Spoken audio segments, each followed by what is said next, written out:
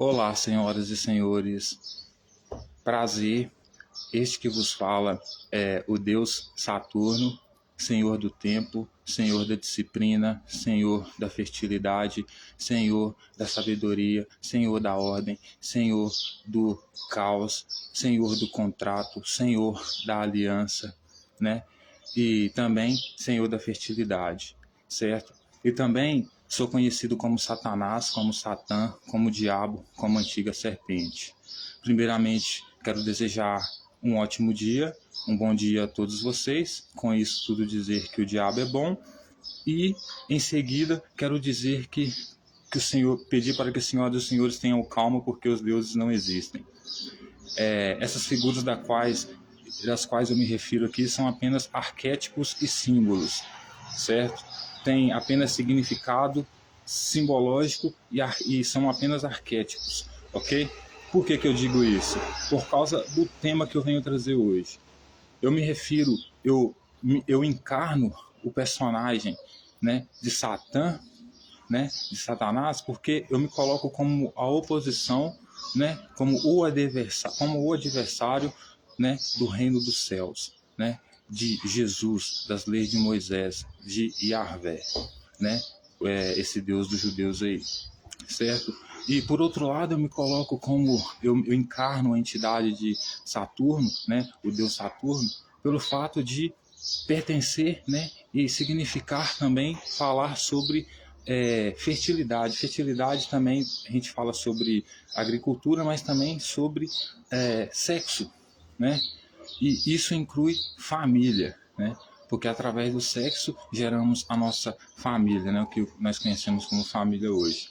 Isso tem tudo a ver com então a sabedoria sobre família e ao mesmo tempo a oposição ao reino dos céus, né? Ao regime de Yahvé, às leis de Yahvé, às leis de Moisés, a Jesus e a todos os outros demais. Ok?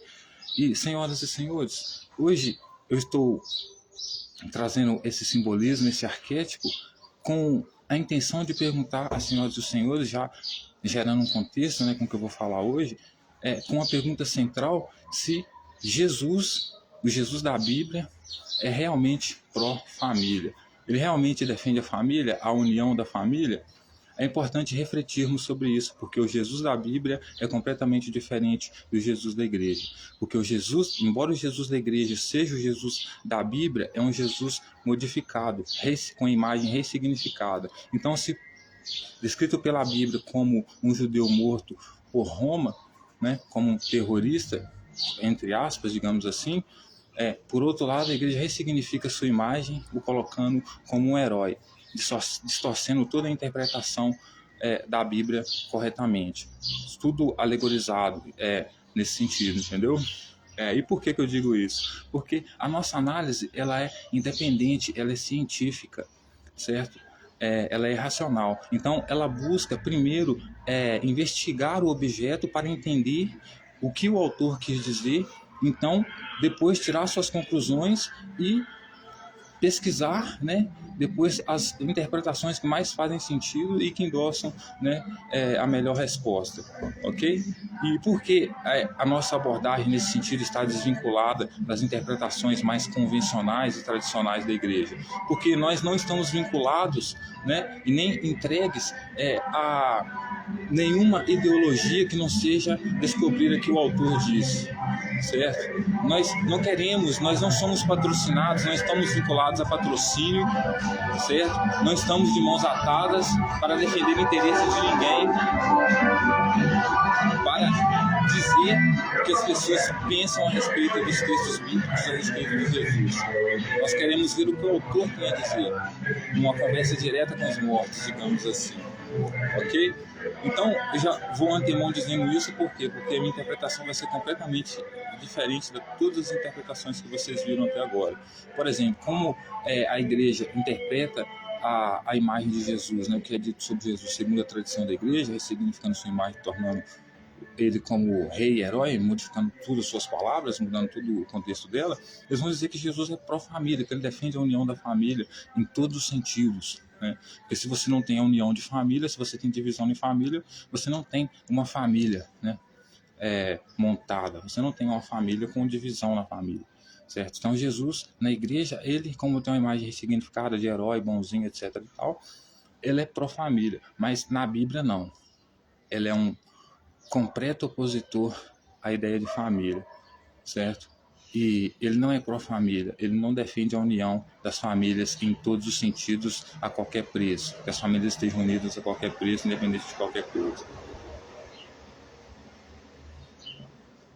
Colocando isso, hoje eu quero convidá-los a dar continuidade à nossa análise, estudo e reflexão dos textos bíblicos com o propósito e objetivo de procurar entender o que os autores quiseram dizer com os textos, sem acrescentar ou retirar nenhuma vírgula, ok? E estamos completamente comprometidos com a verdade, com a lealdade e com a honestidade, como o único objetivo de procurar entender o que os autores quiseram dizer, né? Nesse sentido, dentro desses termos e condições, lembrando que eu deixo a pergunta central aqui, se Jesus é ou não é pró-família, né, o Jesus da Bíblia, né, ele defende ou não a união de família independente de qualquer coisa. Então é isso que eu quero deixar como pergunta central aqui ao longo da nossa leitura do texto, ok?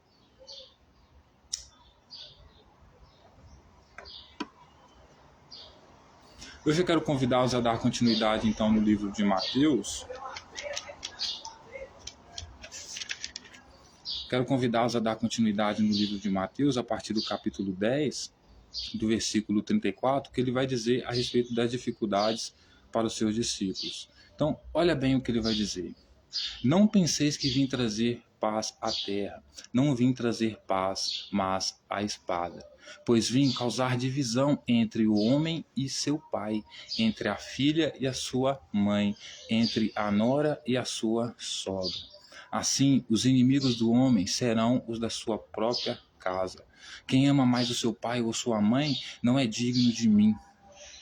Quem ama mais o seu pai ou sua mãe mais do que a mim não é digno de mim. Quem ama mais seu filho ou sua filha mais do que a mim não é digno de mim.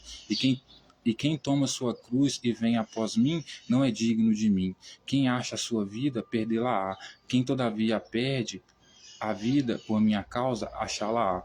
Então, veja qual que é a proposta de Jesus, senhoras e senhores. Veja que Jesus, em nenhum sentido, ele é pró-família.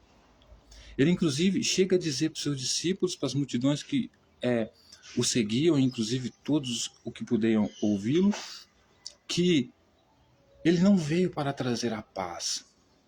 Se as pessoas que estavam seguindo ele pensou que ele viesse para trazer a paz, eles estavam enganados, porque ele não veio trazer a paz, ele veio trazer a espada, ele veio trazer a guerra, ele veio trazer a batalha, ele veio trazer o confronto, a briga entre as famílias, certo?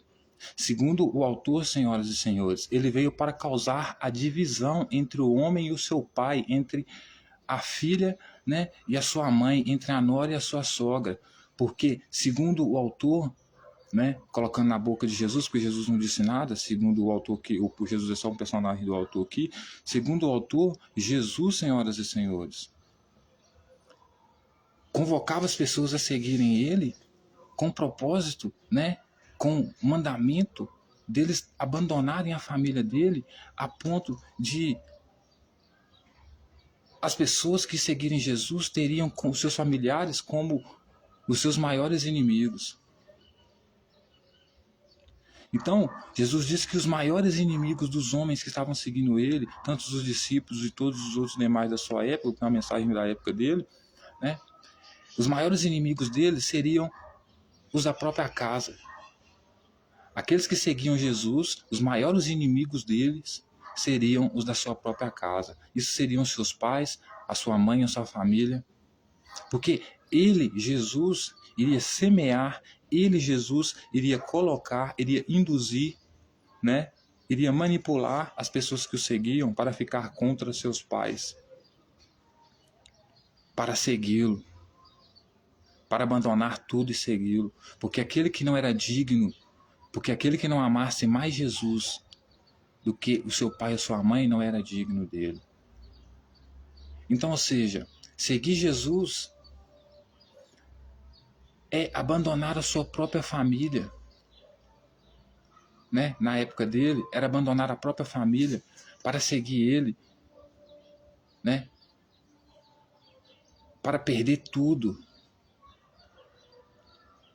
Porque os planos deles nunca se realizaram na vida dos discípulos.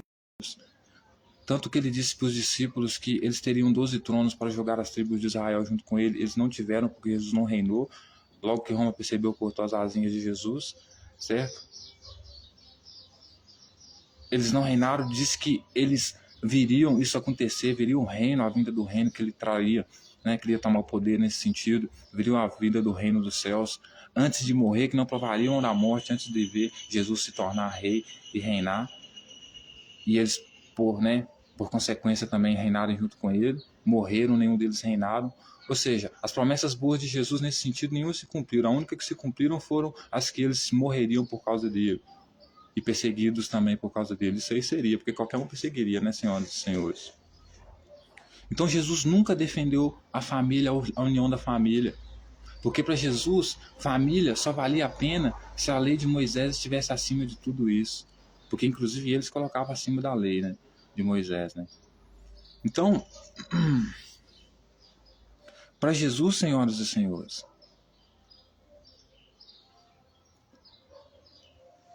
segundo o autor dos textos bíblicos, para Jesus é melhor, para Jesus,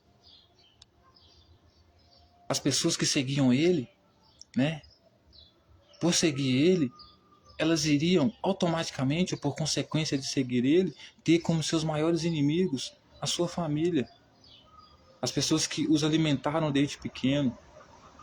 Por quê? Porque Jesus era radical, como ele mesmo disse, eu não vim abolir a lei, eu vim cumprir a lei, não vim mudar uma vírgula da lei.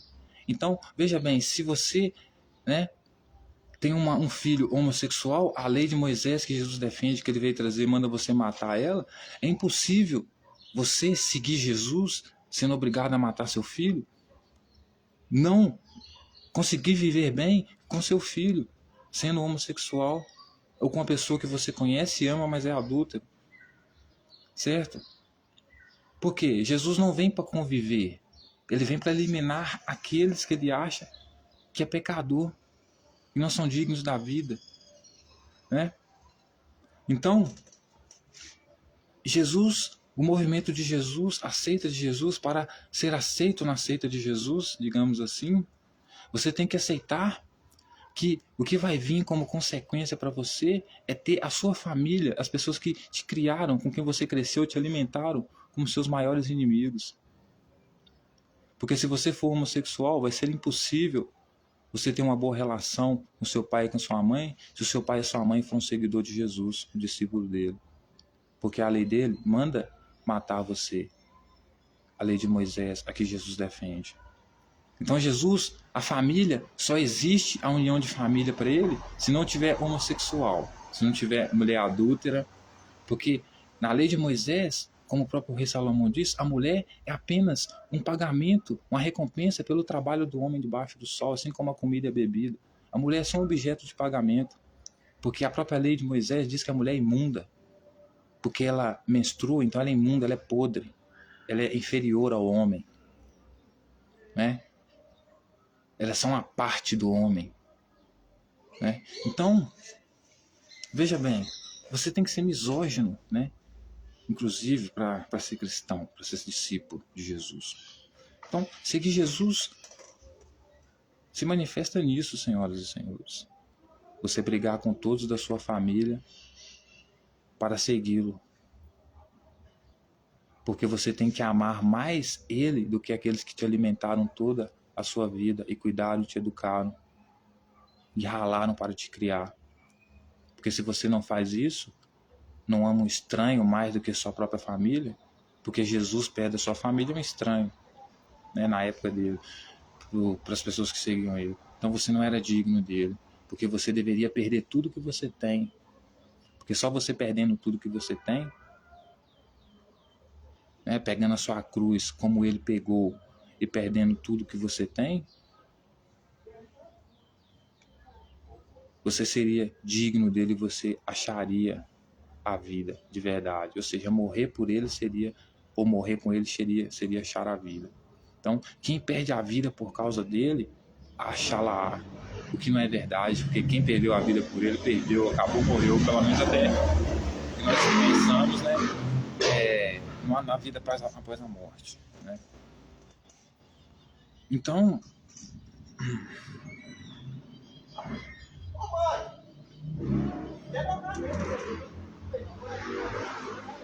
e quem toma sua cruz e vem após mim, não é digno de mim.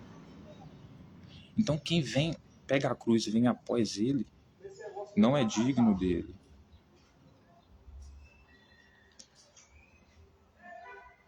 E quem ama mais o seu pai, isso ele falando para os seus, né? A sua mãe do que ele, também não é digno dele. Então, ele em todos os sentidos não pode ser pró-família, a favor da família. Porque se eu venho trazer, né, divisão para uma família não consegue se manter de pé com divisão, com briga. Se eu venho trazer briga, espada para uma família, divisão, eu não posso ser pró-família, eu não posso defender a família, né? Então, ele não defendia a família. Ele não era a favor da família. Ele não gostava disso chamado família. Porque quando você prega e você traz a divisão para aqueles que te seguem, faz com que aqueles que te seguem entrem em guerra com sua própria família para te seguirem, você não é a favor da família. Você não defende a existência da família. Você está defendendo o fim da família. Né?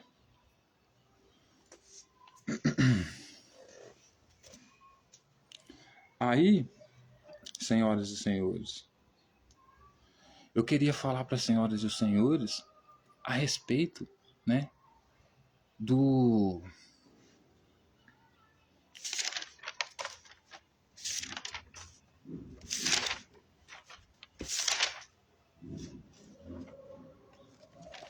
Aí, senhoras e senhores, eu queria falar a respeito, certo, da parábola do joio que Jesus fala, certo?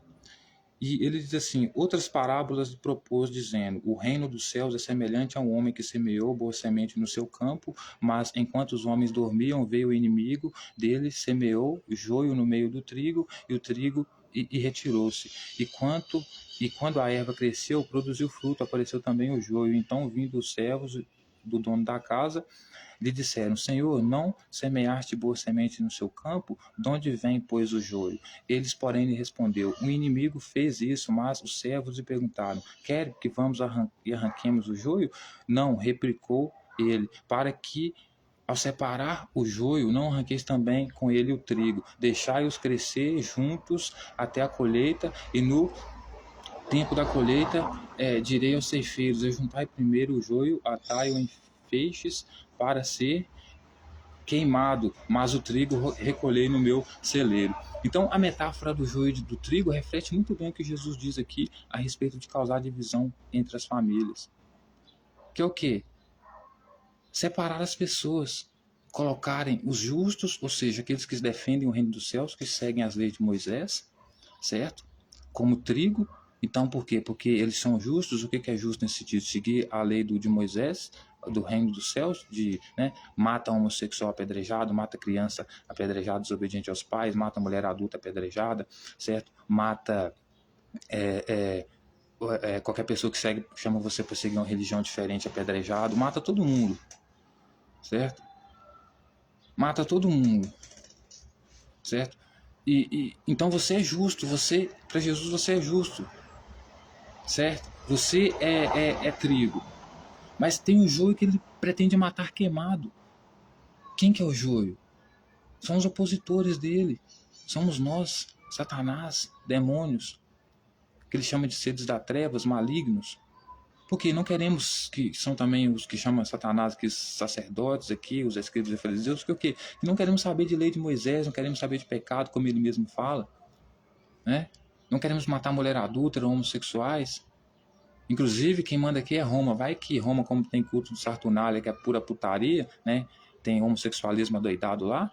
Vai que Roma sabe que nós tem lei aqui de matar homossexual, e como Roma tá mandando ali, resolve matar nós porque sabe que nós matamos homossexual. Então, o homossexualismo para nós aqui pode ser gay, não tem nada a ver.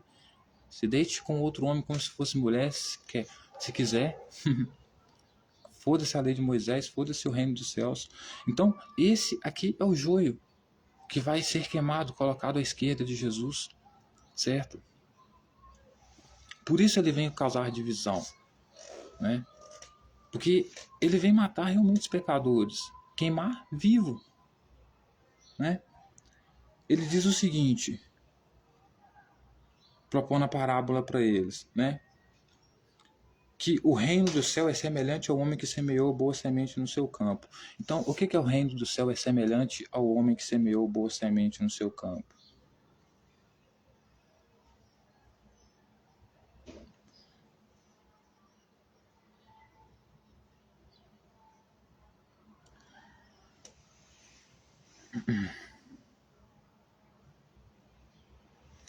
Mas enquanto os homens dormiam, vejam o inimigo. Mas enquanto os homens dormiam, veio o inimigo deles, semeou joio no meio do trigo e retirou-se, né? Então ele está falando que o reino dos céus é semelhante a um homem que semeou boa semente. Então, o homem que semeou boa semente, que é semelhante ao reino dos céus aqui, é ele. Ou seja, porque ele é semelhante às leis de Moisés, ao reino do céu, e etc e tal, que ensina toda essa doutrina de matar homossexual, como eu disse aqui. Então, ele vem plantando essa semente, ele vem ensinando isso, certo? Só que, segundo ele, né, os opositores, que é inimigo dele, que é Satanás, vem corrompendo esses ensinamentos. Então não mata as mulheres adultas, deixa o adultério acontecer, como o povo de Jerusalém adorava, né? Como Yahvé mesmo punia muito, falava muito no Velho Testamento, né? Então, assim, não matava homossexuais, inclusive adorava outros deuses, enfim, fazia tudo que o reino dos céus, o que Jesus defendia, não gostava, entendeu? Então, Jesus disse que ele veio e plantou joio no meio do trigo à noite, quando ele estava descansando. Aí ele disse que os servos, né, ou seja, aqueles que estavam seguindo ele, veio perguntar para ele se ele queria que arrancasse do joio, do meio do trigo, porque os joios são os rebeldes, são as pessoas que viviam ali e não seguiam essas doutrinas. Então, se arrancasse eles do meio, matasse eles, né? Mas Jesus falou que não poderia, porque talvez tentando arrancar o joio, ou seja, aquele que se considerava justo, arrancasse o joio, que era injusto, também arrancava o trigo, né? Então esperasse crescer, ou seja, espere eles ficarem um pouco mais maduros, crescer um pouco, para saber se quem quer joio e quem quer trigo, quem defende essa lei e quem não defende, para depois tirar o joio sem tirar o trigo, certo? Então ele diz que vai chamar os ceifeiros. Quem que são ceifeiros? São os que vão fazer a separação, que vão matar o joio e colocar no fogo e separar o trigo, né? Que são o quê? Os anjos, são os que Jesus diz que vão ser os seus exércitos de 144 mil virgens, né? Que vão junto com ele, né? Fazer a separação, vão ser os anjos, vão ser o exército dele, né? De virgens, né? E ele vai vir fazer a separação. Só que ele vai explicar a parábola do joio e do trigo. Aí a gente vai ver uma explicação melhor ainda que ele vai dizer. Então, despedindo as multidões, foi Jesus para casa e, chegando-se a ele os seus discípulos, disseram: explica-nos a parábola do joio e do campo. Então, os discípulos, vendo que as multidões foram, falaram para Jesus: e Jesus, não entendi muito bem aquela parábola do joio e do campo lá. Você pode explicar para nós lá o que é joio, o que é trigo? A gente entendeu que você quer causar uma divisão aqui, fazer com que nós não tenhamos aliança com pessoas que pensem diferente de nós, mas você pode explicar como é que é mais ou menos essa divisão aí do joio e do trigo? Você estava explicando lá sobre metáfora lá, utilizando um campo como metáfora, pode explicar para nós? Né? Aí ele respondeu, Jesus, né? O que semeia a boa semente é o Filho do Homem. Então, o que é a boa semente? É a doutrina, é as leis. Vamos seguir a lei de Moisés, porque é uma lei hipócrita, né? Porque Jesus diz assim: honra pai e mãe, né? Diz que vem defender essa lei que honra pai e mãe, mas ao mesmo tempo, né? Vem pregar o que? A divisão, né? Vem trazer a divisão, né? A guerra entre o pai e mãe, né? Então, como é que você pode honrar o seu pai e sua mãe se vocês vivem divididos, né? Não tem como, né? Por outro lado, a própria lei de Jesus, que Jesus defende Moisés, diz que se outra pessoa chama você para seguir um Deus diferente daquilo que você não conhece, que é Yahvé, você tem que chamar as outras pessoas para matar ele apedrejado, né? Mas aí, quando o Jesus chama outra pessoa para seguir a religião dele, inclusive ameaçando de morte, de ser pecador e condenado ao fogo, né, jogado ao fogo, caso recuse ele, porque se recusar ele não é digno dele, né? Aí se a pessoa tenta matar ele, inclusive porque ele ameaçou essa pessoa de seguir a religião dele, aí ela está errada, né? Ou seja, errados são os escribas e fariseus e sacerdotes, né? Então, assim, a própria lei que Jesus segue é hipócrita, né? Porque ele mata pessoas que chamam ele para seguir uma religião diferente, porque a lei dele manda, um Deus diferente porque a lei dele manda, né? Mas quando ele chama outras pessoas para seguir a religião dele, ainda mais ameaçando de morte se elas não quiserem, né? Se essas pessoas tentam matar ele, elas são injustas, são erradas, porque não quer seguir a lei dele, o que ele defende, certo? Então ele vai responder que o que semeia a semente é o Filho do Homem. Então, ou seja, o Filho do Homem, Jesus, né? Ele semeia a boa semente. A boa semente é o que? É a doutrina, é o reino dos céus, as leis de Moisés, certo? Que ele disse que não veio mudar uma vírgula, certo? Que não veio abolir, que veio cumprir, certo? Aí ele diz que o campo é o mundo, ou seja, como ele diz o mundo, que é o mundo que ele consegue enxergar como o mundo ali. Então são as tribos de Judá, as tribos de Israel, desculpa, quer dizer, entendeu? Então ele diz que o campo é o mundo, as tribos de Israel, né? Inclusive Jerusalém, né? E a boa semente são os filhos do reino. E quem são os filhos do reino aqui? São os discípulos, que são as boas sementes, que defendem a doutrina, que defendem como Jesus, né? As leis de Moisés. Tudo que Jesus defende. São basicamente um clone de Jesus, cachorrinhos submissos, né? Aí ele vai dizer que o joio, né? O joio são os filhos do maligno. O inimigo que semeou é o diabo. A ceifa é a consumação dos séculos e o ceifeiro são os anjos. Então ele vai dizer assim, que o joio são os filhos do maligno. E o maligno, ele é quem? Ele é Satanás, porque ele é o inimigo, ele é quem semeou. Então, eu que sou na figura de opositor ao reino dos céus, não quero matar homossexuais, não quero o reino dos céus, não quero saber das leis de Moisés, não quero nada disso, né? Quero politeísmo, adoro vários deuses, né? Eu fui o que semeou, né? Ou seja, o que ensinou, né? a ter oposição dentro do reino dos céus, que é aquilo que Jesus propunha, né? Que era o quê? Que eram os escribas e fariseus que eram pró-Roma. Até cumprir algum ritual ali, né? Judeu ali, judaico ali, mas eram pró-Roma, né? Tanto que para executar qualquer lei ali, o quê? Se submetiam a Roma, certo? Né? Aí ele vai dizer que na consumação do século, os ceifeiros são os anjos que vão vir com ele, porque ele acredita que vai dominar, que ele vai trazer o reino dele, e vai fazer essa separação aí, entendeu?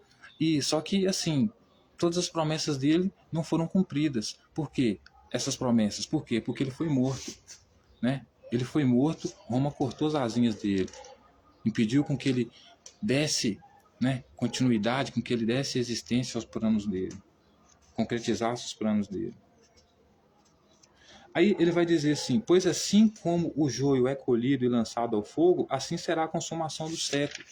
Então assim como o joio é lançado ao fogo, né? Assim também será a consumação do século, ou seja, o fim daquele século será que ele será lançado ao fogo, porque não existirá mais aquele mundo, nesse sentido, entendeu? As pessoas não serão mais desobedientes, serão todos submissos à lei, porque Jesus vai estar no governo, ele vai trazer o reino dos céus, ele vai governar.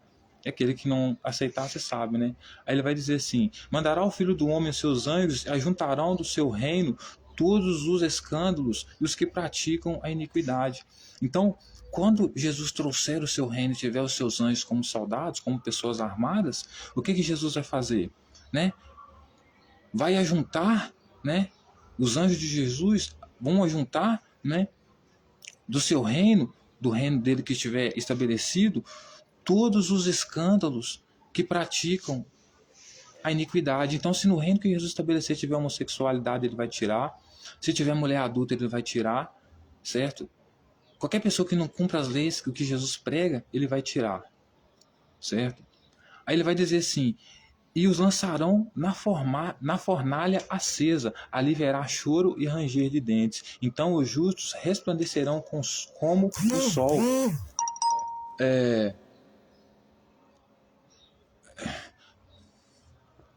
Tá? E lançarão na fornalha acesa, ali haverá choro e ranger de dentes. Então os justos resplandecerão como o sol do reino do seu Pai. Quem tem ouvidos para ouvir, ouça. Então Jesus está dizendo assim, ô pessoal, quem tem ouvidos para ouvir, aí ouça. Eu vou vir para trazer a divisão aqui. Eu vou vir para separar o joio do trigo aqui. Aquele que causar escândalo, e vocês sabem muito bem o que é escândalo aqui, o que é impraticável, o que eu considero iniquidade aqui, pecado no meu reino aqui, vai ser lançado fora. Eu vou tirar e vou jogar na fornalha. Eu vou queimar vivo. Por isso eu digo que Jesus, certo? Jesus era basicamente, senhoras e senhores, o maior queimador de bruxas, né? Ou seja, que são os hereges, as pessoas rebeldes que adoram outras religiões, outros deuses, etc. e tal. Porque ele mata queimado, sem dó. Você é morto queimado, se você não aceita o que Jesus propõe, certo? Você é jogado na fogueira, você é jogado morto queimado, vivo. Você é tanto morto-vivo que ele faz questão, ele é tão psicopata, que ele faz questão que você saiba que quando ele vier trazer, né, esse julgamento aí, o que ele vai fazer? Ele vai lançar na fornalha e ali as pessoas vão ficar chorando com ranger de dente. Tipo assim, ai meu Deus, ai, tá queimando, tá queimando, tá queimando. Ou seja, o cara tá premeditando o cenário, né, de pessoas mortas, queimadas ao vivo que ele planeja trazer para aqueles que rejeitam ele, que são contra ele, que são oposição a ele. Então, esse é Jesus, certo? É o cara que iria matar sua mãe, iria colocar você contra sua mãe, caso sua mãe não quisesse seguir ele, para você ver a sua mãe morrer queimada viva, porque ela é pecadora, porque ela é joio, certo? Na época dele. Então, seguir Jesus seria basicamente ser contra a própria família. Porque o próprio Jesus sabia que seguir ele seria como consequência ser contra a própria família. Por quê? Porque qualquer família lúcida o impediria de um filho que foi criado por essa família seguir um cara que simplesmente se diz Deus por aí, se diz rei por aí, e é simplesmente estranho. Ninguém confiava em profeta, ninguém queria saber de profeta, não queria saber de reino do céu, de Moisés, certo? Das leis de Moisés, principalmente em Jerusalém, né? Por isso matavam todos os profetas. Por quê? Porque eles vinham trazer isso que Jesus está trazendo. Ofereça um pouco de café àqueles que quiserem, sintam-se servidos. Certo? E ele termina dizendo, senhoras e senhores, que então os justos resplandecerão como o sol. Ou seja, os justos irão brilhar. Né? Então aqueles que matam homossexuais, que matam mulher adulta, que matam criança desobediente aos pais, né? Aquele que mata outros que chamam ele para seguir religião diferente da dele, né? Aqueles que matam crianças apedrejadas, né? Que desobedecem aos pais, né? Aqueles que adoram outros deuses, aqueles que não aceitam Jesus, todos esses, né? Aqueles que aceitam, que aceitam Jesus, todos esses são justos, que veem o que Jesus está fazendo como justiça, como maravilhoso, que são pessoas ruins desde a nascença, né? Então essas pessoas vão brilhar como o sol no reino de Jesus. Terão visibilidade, terão posição, serão vistas, certo? E ele disse que no reino dele, quando acontecer isso, é para as pessoas ouvirem o que ele está dizendo e guardarem. Quem tem ouvidos para ouvir, que ouça.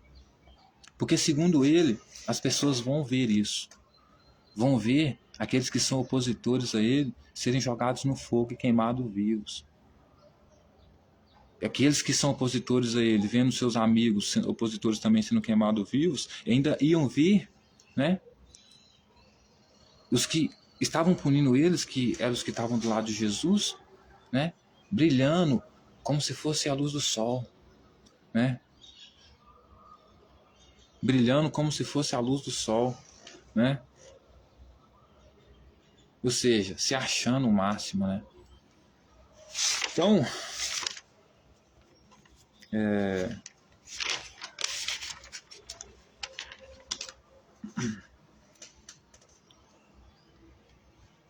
Então a pergunta que eu faço, voltando na pergunta central, é: Jesus, senhoras e senhores, era a favor da família? Jesus era pró-família?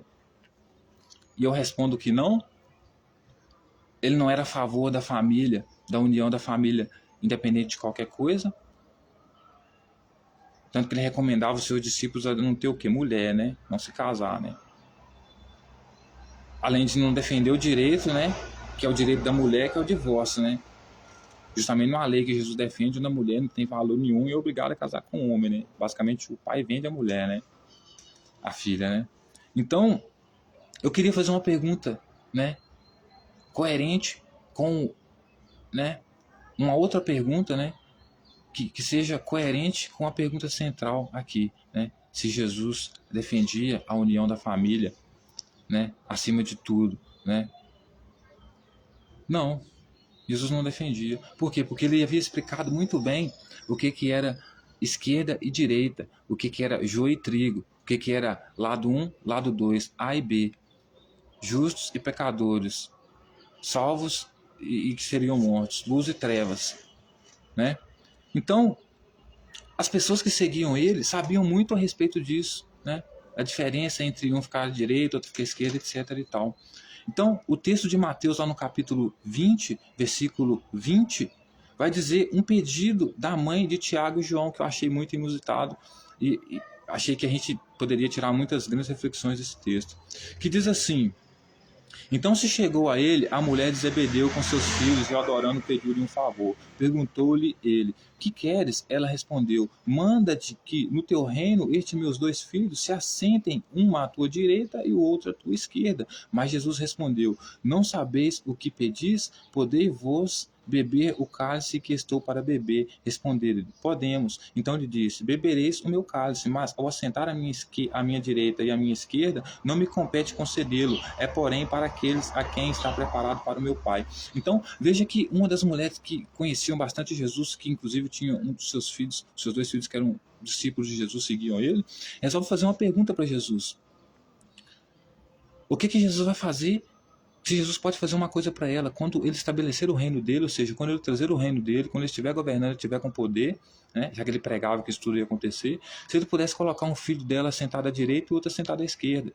E é muito importante prestar atenção, porque quando Jesus diz que vai tomar o poder, vem tomar o poder trazer o reino dos céus, a primeira coisa que ele diz é que vai ter o quê? O julgamento. Né? Porque ele vai julgar, depois que ele tomar o poder, vai julgar primeiro os que negaram ele, matar todo mundo que é mato, para depois estabelecer o poder. E é importante lembrar que ele faz a divisão entre os justos, que ele considera a direita, e os pecadores à esquerda. Então, quando ele vem tomar o poder, que ele estiver sentado à cadeira dele, que a mulher diz para ele assim: quando você estiver sentado à sua cadeira e trazer o seu reino, você coloca o meu filho à sua direita e o outro à sua esquerda. Ele está basicamente pedindo para que um deles seja salvo e o outro seja condenado. Então, a política de Jesus de colocar uma mãe contra um filho funcionou. Porque a própria mãe está dizendo que, basicamente, que quando Jesus for estabelecer o poder, sentar na cadeira, no trono, e sabendo que ele vai julgar, a primeira coisa que ele vai fazer é o grande julgamento quando ele fazer isso, para ele colocar, quando estiver sentado lá no trono dele, colocar sentado, porque aqui vão sentar no banco do réus, porque vão ser julgados, um à sua direita e outro à sua esquerda. Ou seja, querendo que ele salvasse um e condenasse a outro.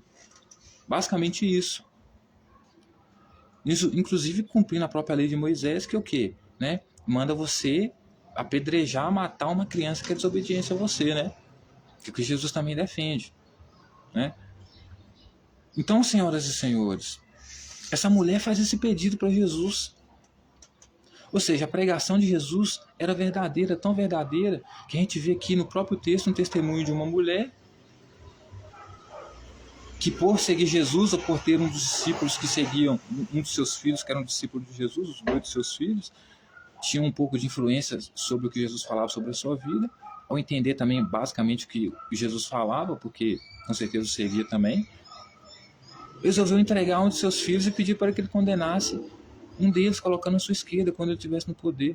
Exatamente colaborando com o que Jesus pedia, que é o quê? Eu vou colocar uma esquerda e uma à minha direita, e o que tiver esquerda vai ser ruim, eu vou condenar. Mas aí Jesus vai e fala para ela assim: não compete a mim, você quer beber do cálice que eu vou beber? Ela fala: quero. Então, ou seja, quando Jesus, antes de morrer, vai dar um cálice para as pessoas beberem lá, né? Então, nesse sentido, antes de eu morrer, vocês vão beber do cálice que eu estou bebendo. Até sofrer por mim, vocês vão. Certo? Mas não compete a mim decidir quem vai sentar à minha direita e à minha esquerda. Por quê? Porque quem vai sentar à minha direita e à minha esquerda, porém, para aqueles que está preparado pelo meu Pai, ou seja, foi meu Pai que preparou quem vai sentar à minha direita e à minha esquerda. Jesus dizendo basicamente assim: meu Pai, desde o início, decidiu quem que vai sentar à minha direita e à minha esquerda. Por quê? Como o próprio João diz, Jesus é o Verbo, e o Verbo era Deus, e o Verbo estava desde o início. Então, o que quer dizer isso? O Verbo é o quê? É a palavra. A palavra vem de quê? Do Filho de Deus. O Filho de Deus é quem? É o Rei. É o cara que tem a palavra para mandar. Certo? E qual que é a palavra? É a lei. E nessa hierarquia de Jesus aqui, o que eles pretendiam era uma hierarquia de profetas reis, que defendia o reino dos céus, certo? Então o que Jesus está querendo dizer é basicamente o seguinte: já está escrito, né, desde o do início, né, quem que vai sentar à minha direita e à minha esquerda. Quem que vai sentar à minha esquerda vai ser aquele que vai ser pecador. Aquele que não aceitou as minhas leis, as leis de Moisés, as leis do reino do céu, esse é pecador.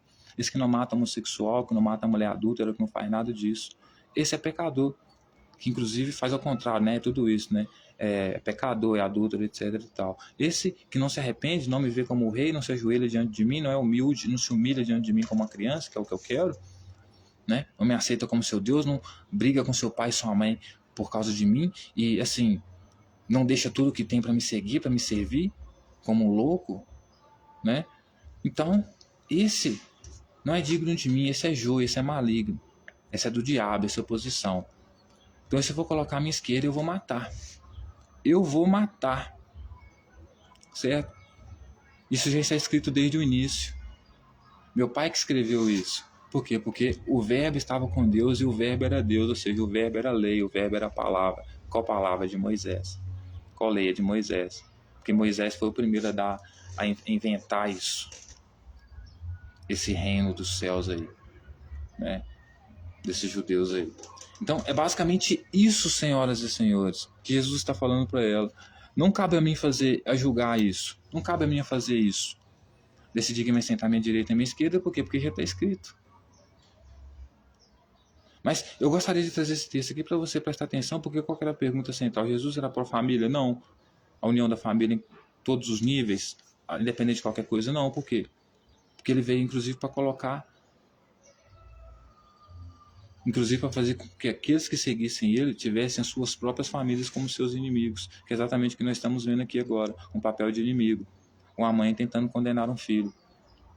Quando você estabelecer o reino, dá para você colocar um deles aqui à sua esquerda, você já matar essa porra, você quer joio, mata logo, certo? Mas aí Jesus falando, calma, calma, calma, que já está tudo separado, cada um vai sentar no seu lugar aí, entendeu? E assim, se ele já não segue as leis, né? Basicamente isso, né? Se foi o pai dele que decidiu, então o pai dele é o verbo, a palavra, a lei, né? Então, é que o pai dele decidiu, né? Se ele é pecador, ele já está condenado desde o princípio, não precisa nem de você esquentar com isso, querido, ele já vai ser punido. É basicamente isso, né? Não é questão da mulher adúltera lá, né? Aquele que não tem a pedra, aquele que não tem pecado, atira a primeira pedra, né? Ou seja, mandando matar a mulher, né? Por quê? Porque a própria lei diz, né? Se uma mulher adulterar, você leva até o sacerdote atira a primeira pedra, logo depois o povo atira, né? Então, na lógica de Jesus, se tem alguém entre vocês que não tem pecado, atira a primeira pedra, se tem algum sacerdote no meio de vocês, pode atirar a primeira pedra, né? Tanto que o texto vai dizer depois que eles não condenaram ela, né? Ela mesma disse que eles não condenaram ela, por quê? Porque eles não ligavam para o pecado, como o próprio Jesus dizia, não ligavam para a lei de Moisés, em punir mulher adulta, essas questões e tal, certo? Mas Jesus, por outra vez, era radical e defendia isso. Por quê? Porque, inclusive, fala para a mulher, não vou te condenar porque eles não te condenaram, mas vai e não peques mais. Por que ele diz para ela como uma ordem para não pecar mais? Porque ele achava que ia ter o reino, que ia governar, ia mandar, ia arrebentar, que ele que não seguisse, ele ia morrer, estabelecer o reino, a lei, e aquele que não seguisse ia morrer. Aconteceu que isso não aconteceu nada, entendeu? Então essa mulher aí provavelmente continuou adulta. Graças a Roma, né? Impediu que Jesus, o Jair Messias Bolsonaro, que é a extrema-direita de antes, e aí mesmo a extrema-direita de hoje, existe até hoje, né? Então, senhoras e senhores, ele vai falar agora a respeito do grande julgamento. Então, veja bem, quando vier o Filho do Homem na sua majestade e todos os anjos com ele, então se assentará no trono da sua glória, e todas as nações serão reunidas em sua presença, e ele separará um dos outros como o pastor separa os cabritos e ovelhas, e porá as ovelhas à sua direita, mas os cabritos à esquerda. Então dirá o rei aos que estiverem à sua direita: vinde, benditos de meu Pai, entrai na posse do reino que vos está preparado desde a fundação do mundo. Então, o dia do grande julgamento, né? Ou seja, quando Jesus tomar o poder, já vai ter o grande julgamento para decidir aqueles que vão viver no reino do céu e aqueles que não vão viver, que vão morrer queimados, que inclusive que vão ficar à esquerda. Ele mesmo deixa claro que no dia do grande julgamento, ou seja, quando ele sentar nessa cadeira, que a própria mãe de Tiago e João pergunta para ele se ele pode colocar um à sua esquerda, quando ele sentar nessa cadeira para fazer o grande julgamento, então, ele vai separar, colocando uns à sua direita, outros à sua esquerda, certo? E E vai dizer para os que estão à sua direita, vinde a mim, benditos do meu Pai, e entrai na posse do reino que vos está preparado desde a fundação do mundo. Então, desde a fundação do mundo, segundo Jesus, ou seja, a criação, o que é a fundação do mundo aqui? É a criação de Judá, a criação das leis de Moisés, até aí, entendeu? Então, desde a criação de Moisés, esses que seguem a lei de Moisés e que estão vivos ali na época de Jesus, né, na promessa dele, esses vão ver que vão fazer parte do reino do céu, porque esse reino do céu está preparado para eles. Aliás, eles concordam com todas essas leis aí que eu acabei de citar aqui, profundamente malditas, né? Então, eles já estão preparados para fazer parte desse reino do céu, porque esse reino do céu já está preparado para eles desde a fundação do mundo. Então, ou seja, eram pessoas como Adão e Eva, né? Que antes de pecarem não tinham autonomia para decidir o que era bom e mal para eles. Porque esse foi o pecado de Adão e Eva, ter autonomia para decidir o que era bom e o que era mal para eles. Coisas que Yahvé, por ser escravocrata, não queria, né? Você não pode decidir o que é bom e o que é mal para você. Quem decide é o rei, é o seu mestre. Assim como Jesus, né?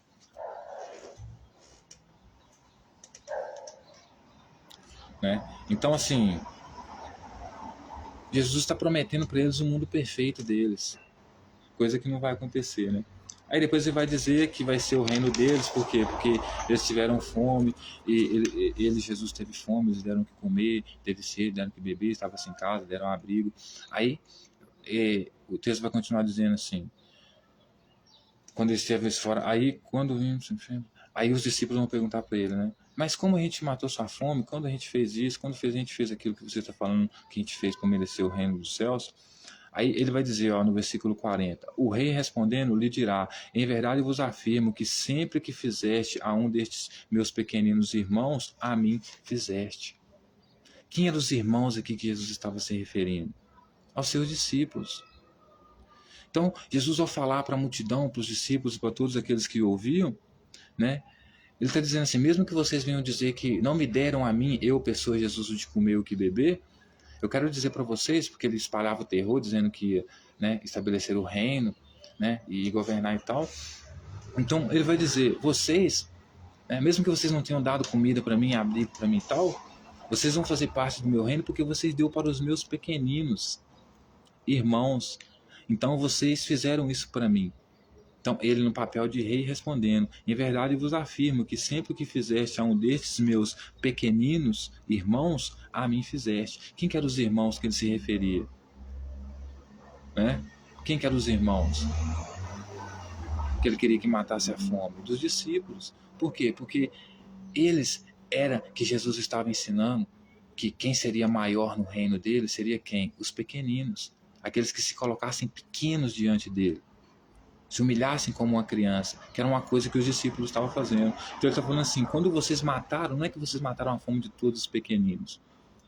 Porque não é que Jesus se importa com todos os pequeninos dele, os discípulos dele. Então ele vai dizer, quando vocês mataram a fome de todos esses pequeninos meus que me seguem, né? Por quê? Porque haviam perdido tudo, inclusive Pedro até reclama, né? Senhor, o que vai ser de nós? Deixamos tudo para te seguir, não temos nada. Aí que ele promete lá o trono para eles, né? Coisa que ele não cumpriu, porque ele é mentiroso, né? Tanto que uma boa parte da população discordou dele, disse que ele era enganador, né? Quando ele disse que ele deveria ser o pão, né, da vida, né? Ou seja, as pessoas tinham que absolver ele para ter vida eterna, comer os ovos, né? O pessoal pensava, né? Então ele vai dizer, o bem Então ele vai dizer que quando eles fizeram isso para um dos pequeninos dele, porque como ele ensinava para os discípulos dele, no reino dele, o maior era aquele que se humilhasse. Então, no caso, os discípulos eram os pequeninos, porque ele era o maioral entre eles, ele era o cara. Então, os discípulos eram pequeninos diante dele. Né? Então, ele ia ajudar aquelas pessoas que ajudaram esses pequeninos dele, irmãos dele, que eram os discípulos dele, os que seguiam ele. Os que poderiam futuramente, quando o reino viesse a existir, te matar, porque você era homossexual, talvez. Então, ou seja, Jesus pedindo para que as pessoas alimentem o seu inimigo para depois ser devorado por eles. E quem que são os inimigos dele? O próprio Jesus que vai matar eles porque considera eles pecadores, joio e trigo, vai causar separação entre eles. Né? Então, eu duvido que um homossexual daquela época realmente iria querer fazer parte desse time. Né?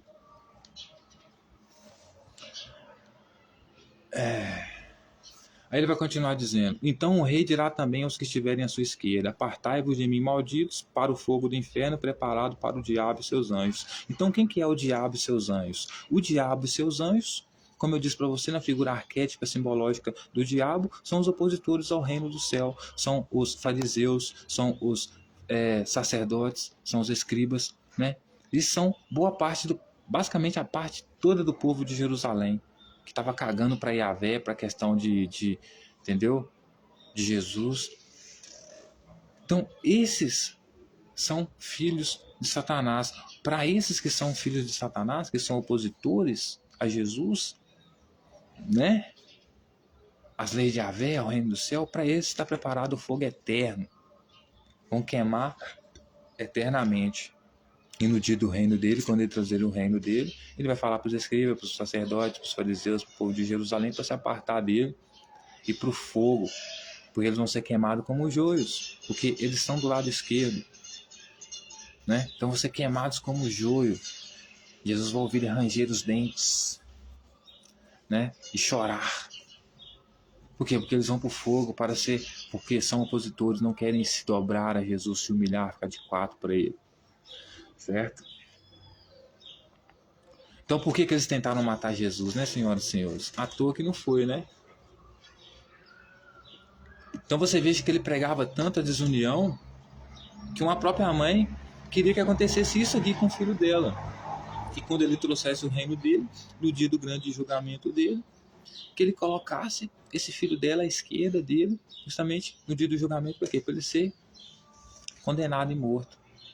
Uma mãe matando o próprio filho. Então, o cristianismo primitivo, Jesus nunca defendeu família. Porque nós temos uma família, né? Um movimento de extrema-direita que diz que é cristão e que diz que, por causa de Cristo, porque Cristo ensinou para eles, defende Deus, pátria e família. Não é nem patriota e nem defende família. Deus talvez sim, que é ele, né? Que toda vez que alguém diz em nome de Deus, Deus quer, etc., está falando em nome dele, né? Porque Deus está em todos os lugares, né? Não como um ser real, né? Como uma espécie diferente do ser humano, né? Com superpoder, etc. e tal. Mas ele está nas instituições, né? Como cruzes penduradas, instituições de poder real, está no dinheiro, né? Na nota de real, Deus seja louvado. Então você lidar com Deus o tempo todo de forma abstrata, arquétipa, simbólica, né? Então há muita comunicação nisso, né? Então, senhoras e senhores, ele vai dizer que para os anjos e seus diabos, né, ou seja, para os opositores de seu exército, então tanto os fariseus, escribas, povo de Jerusalém, todos esses que eram opositores a ele, porque o próprio povo de Jerusalém cagava para Yahvé, estava cagando para pecado, não queria saber de profeta como rei, não, queria saber de Yahvé, não, reino dos céus, não. Então, para todos eles, seus soldados, suas autoridades, para eles estava preparado o fogo. Jesus realmente não veio para trazer paz, para trazer realmente muita divisão e matar as pessoas queimadas vivas. Ele era realmente as pessoas que queimavam a bruxa. O movimento cristão sempre foi um movimento de queimadores de bruxa, né? Desde o primeiro século, né? De opositores a eles, ao movimento deles, etc. e tal. Aí ele vai dizer o quê? Porque tive fome e não me deste de comer. Aí, tipo assim, tive fome e não me deste de comer, tive sede e não me deste de beber, como ele mesmo disse, não eu, Jesus, mas os meus pequeninos, os meus seguidores. Por quê? Porque eles não quiseram ser punidos, porque não quiseram alimentar o seu próprio inimigo. Que era quem? Os seguidores de Jesus. Porque Jesus se colocava, né? Porque Jesus queria que eles seguissem a lei, né? Como é que uma mulher adúltera, né, vai dar casa para um homem desse, né, abrigar um homem desse que segue Jesus, sabendo que ele é um radical extremista da lei de Moisés e que pode matar ele quando Jesus chegar no poder? Vai alimentar o próprio inimigo que vai devorar ela? Mas mesmo que ela não alimente o próprio inimigo dela, Jesus está prometendo que ela vai morrer de qualquer jeito. Então assim, ou você alimenta o inimigo que vai te matar, segundo Jesus, quando ele estiver no poder, ou ele vai te matar mesmo que você não alimente seu inimigo que vai te matar, que são, no caso, seguidores dele.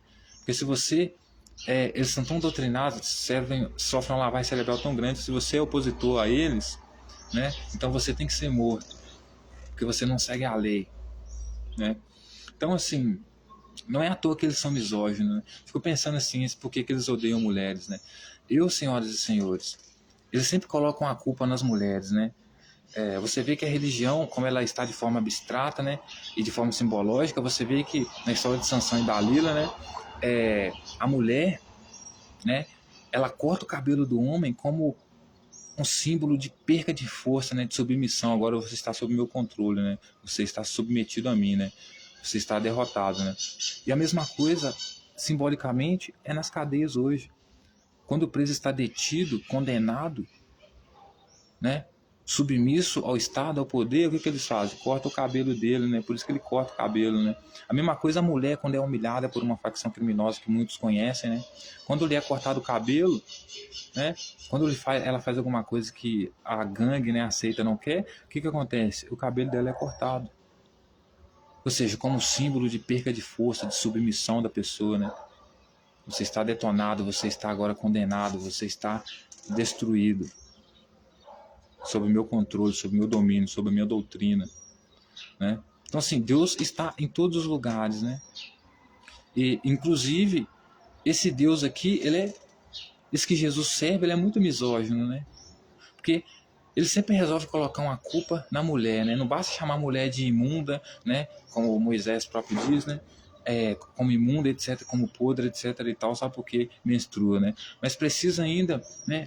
Além de humilhar a mulher bastante, colocar ela como objeto, né? Ainda não gosta de mulher, né? São basicamente aqueles gays enrustidos, né?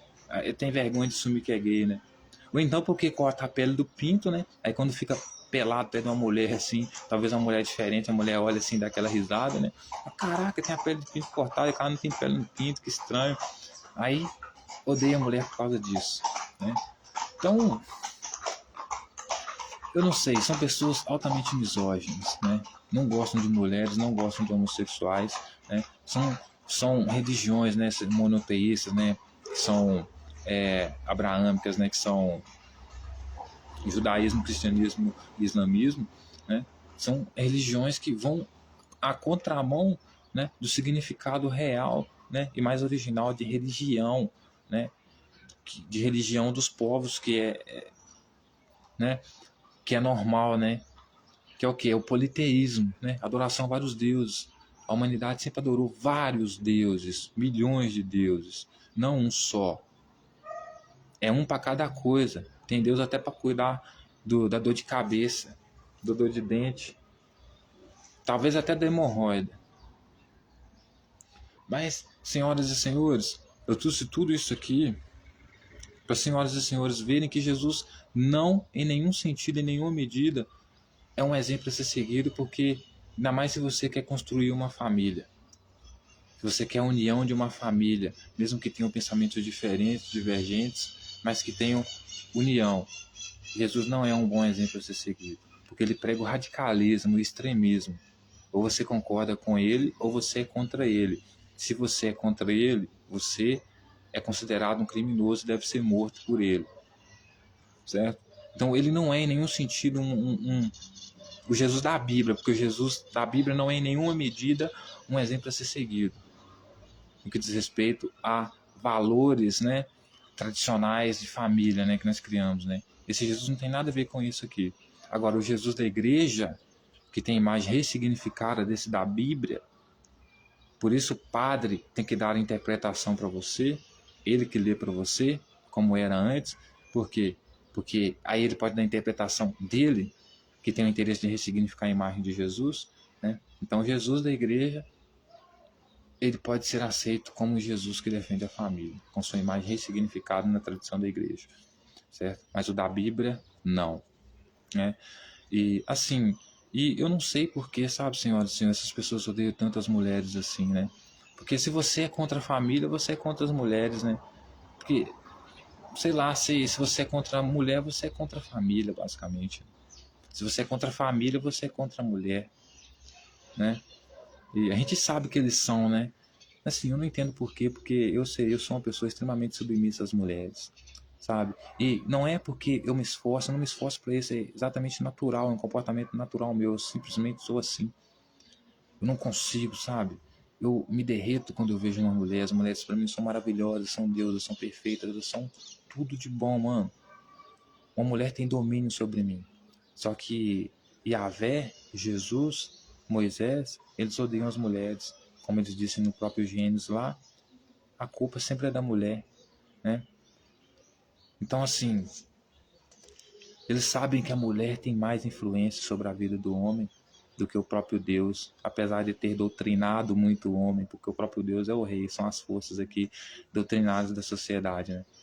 Então, que utilizam-se de Deus, né? Então, senhoras e senhores, é isso que eu quero dizer para as senhoras e senhores. Yahvé, eles não gostam de mulheres, são misóginos. Não gostam de mulher em nenhuma medida não gostam de mulheres, odeiam as mulheres, né? Eu, por outro lado, já beijo os pés das mulheres, né? Eles tentam colocar até nos seus mitos, né, para fundar a sua sociedade, as suas leis, eles colocam as mulheres como, né, dizem que as mulheres são fofoqueiras, não podem participar de certas conversas, né, que o homem sempre tem que estar à frente, né? Não reconhece que muitas vezes a mulher pode ser mais inteligente do que o homem, mais eficaz do que os homens, né, em muitas atividades, mas a culpa é sempre da mulher, né? Segundo o texto, né, dessas pessoas podres, porque quem escreveu isso aqui tinha uma mente podre, né? Adão só descumpriu a ordem de Deus, que não deveria ser descumprida muito, porque eles são puxa-saco do rei, né? Porque por causa da influência de uma mulher. Porque é isso que o autor faz Adão fazer no texto, né? Colocar a culpa na mulher. Não, a culpa foi dela que o Senhor me deu, Senhor. Por quê? Porque eles querem a condenação da mulher, porque sabem que a mulher tem domínio total sobre a vida do homem. Não, se o homem for hétero de verdade como eu, ama as mulheres enlouquecidamente, é assim, aquele fã louco, sabe? Eu não faço mal nenhum às mulheres, mas eu sou louco, idolatro as mulheres. Então, se você é aquele tipo de homem, esse tipo de homem que eu sou, você facilmente vai ser influenciado por uma mulher. E a Vé, ele prefere que você coma uma cabrita, você se relaciona com a cabrita, porque pelo menos uma cabrita não pode falar com você, não pode te influenciar. E uma mulher pode. Então Yahvé odeia a mulher. Moisés odeia a mulher. Por quê? Porque eles querem um homem com escravidão absoluta a eles. Jesus, né? Essas pessoas. E a mulher, ela é a única que liberta o homem. Porque ela fala com o homem, vamos vazar daqui. Aí o homem com aquela gatinha lá, a mulher linda, né? Porque é uma mulher, mano, sem roupa é a coisa mais linda que tem. Sério. Ele assim fala assim, mano, prefiro trair Deus, esse rei filho da puta aí, e ficar com essa gata aqui, e nós, sei lá, se vira aí pra sobreviver, do que ficar aqui sem ela. Porque foi exatamente o que aconteceu no Jardim do Éden. O cara, Adão preferiu desobedecer Deus e seguir a mulher. Porque é isso que nós somos, nós seguimos as mulheres. As mulheres mandam em nós. Então esses somos nós, né?